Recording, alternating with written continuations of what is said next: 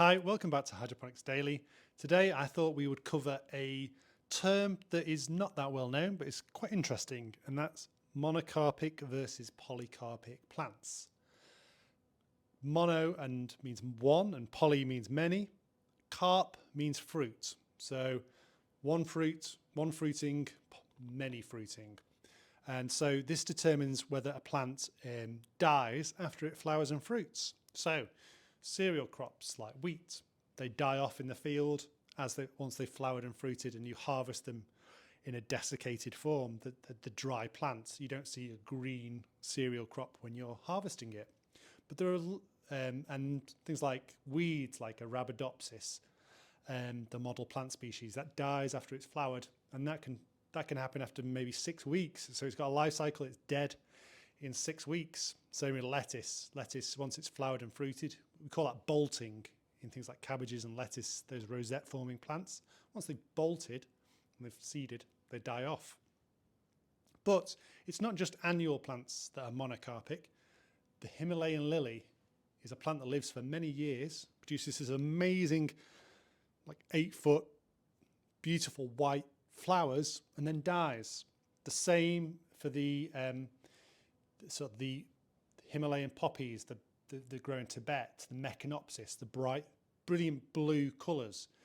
You get yellow ones as well. The Welsh poppy, I think, is a Mecanopsis. They die after flowering. Normal poppies die after flowering.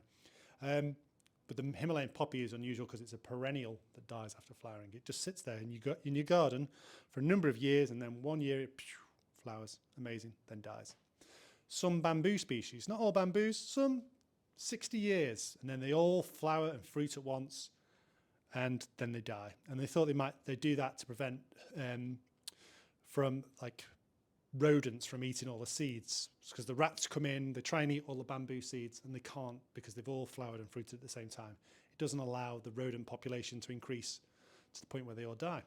This is important if you've got a plant and you're trying to keep it alive after it's flowered and fruited.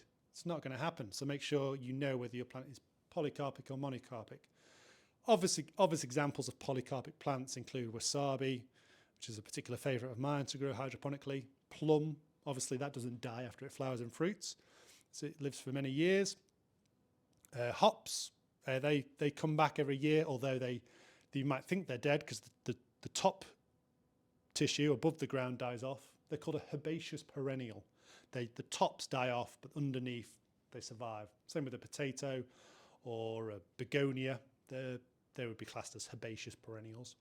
And rhododendron, it's a shrub that flowers, it fruits, and then it flowers again the next year. So polycarpic, monocarpic. There's got some uses in hydroponics. Don't try and force a monocarpic to be a polycarpic. That's the Hydroponics Daily for today. Thank you.